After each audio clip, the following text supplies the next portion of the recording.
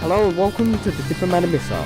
Today I'll be taking a look at Thomas Was Alone, which is a brilliant little indie 2D puzzle platformer that came out quite a while back, but has one of the best narratives of some of the best character development I've ever seen. So I've completed this game and I've loved every minute of it, and you should definitely go and buy this. Now I'm going to tell you exactly why you should. This, as I said, was a 2D puzzle platformer, and it involves rectangles. Now each rectangle has its own personality and character qualities and traits and everything, and it's just so simple, but the narration and story is just brilliant. So I'm going to get straight into this and show you what it's all about. And I'm not going to play too much of this. I'm going to play through probably the first 9-10 stages just to show you what's going on with it, and then you should dive into it for yourself. So we've got resume, new game, scenario select, settings, credits and exit.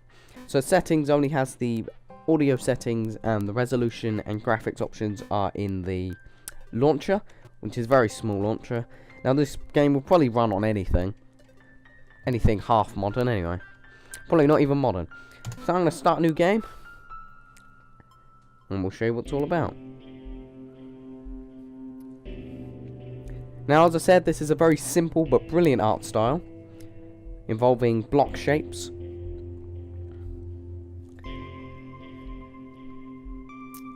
And rectangles. Thomas was alone. Wow, a weird first thought to have. So here we are, this is Thomas, this is the red rectangle, and there are 3 buttons, or 4 buttons to the game. Left, right, and jump, and Q, which changes your characters later in the game. Now the soundtrack is also brilliant. Now I believe this game was made by one guy, Mike Bethel, and the music is done by David Housen. I can't remember who the narration is done by. I'll have to find that out. I'll put that in the description, because you really should give credit to him, because he's brilliant. Really brings it to life. So yeah, this is literally the entire game. To start listing his observations for posterity. Now obviously the levels do get harder. 1. The whole alone thing. 2. Portals. They led somewhere. He'd yet to work out where. 3. Falling. Thomas was absolutely fantastic at falling. He was almost as good at falling as he was at observing. So as you can see, the narration is just... he's brilliant already. It's given him some sort of character within the first 3 lines. Or first 3 blocks. Interesting. Thomas couldn't fall past this block. Think, damn it, think. What if there was some kind of inverted fall? Some way to... what's the word? Jump. Now aside from everything else, I think this had one of the best incentive to playing. Inverted fall mystery. Because it makes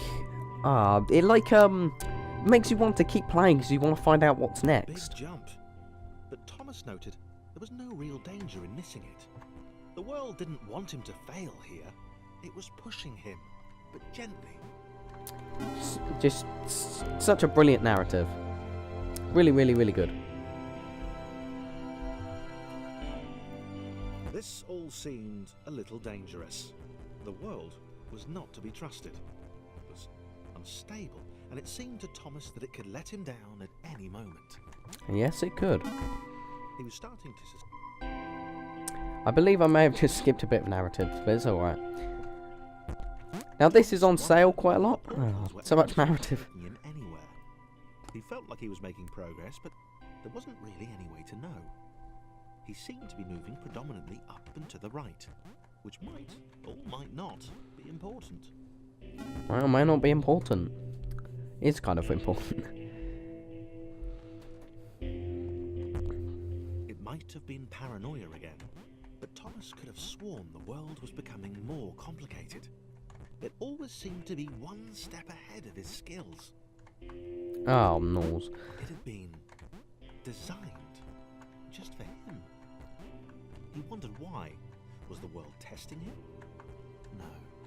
Too obvious. Now this game is quite often on sale. I picked it up on one of the past Humble Bundles. And it's such a good game. It's worth value for money. It's even at £7, which I believe it is now. It's definitely worth picking up. Something about the boiling, toxic, glowing water intimidated Thomas. He didn't like it. He certainly didn't want to swim in it. Definitely a must buy in my opinion. And also, The loneliness was so much getting narrative. So much No narrative. amount of observation or obsessive note-taking could combat that. Actually, is that the wrong way? Yeah, I think it is. Yeah, it's definitely a must-buy. Also, just for kind of a note, the ending is brilliant. The ending is brilliant. Obviously, all of the other characters that you meet are all brilliant. They all have their own traits and skills. And just, they're rectangles. How can a game make you care about rectangles? Thomas had a new theory. The world was training him. He could feel himself getting smarter. There was the mental list to consider. Over the minutes and seconds since his spontaneous generation, he'd become a pretty skilled jumper. He was evolving. He just wished he had someone to share it with. Don't worry, Thomas, you'll have some people to share it with soon. So I'm going to stop this video here because I don't want to go any further and spoil any more content for you. Now he is about to meet the second character, and the second character is brilliant.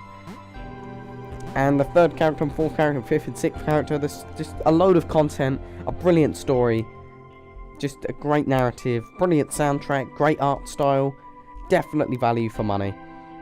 And yeah, just go and pick this game up at some point. I'm sure it'll be on sale soon if you don't want to pay £7 for it. I believe £7 or $10, I think. Don't pick me up on that one, me and currencies. Anyway, yeah, so thank you very much for watching this. Just go and get this game at some point. Yeah, thank you very much for watching, and goodbye.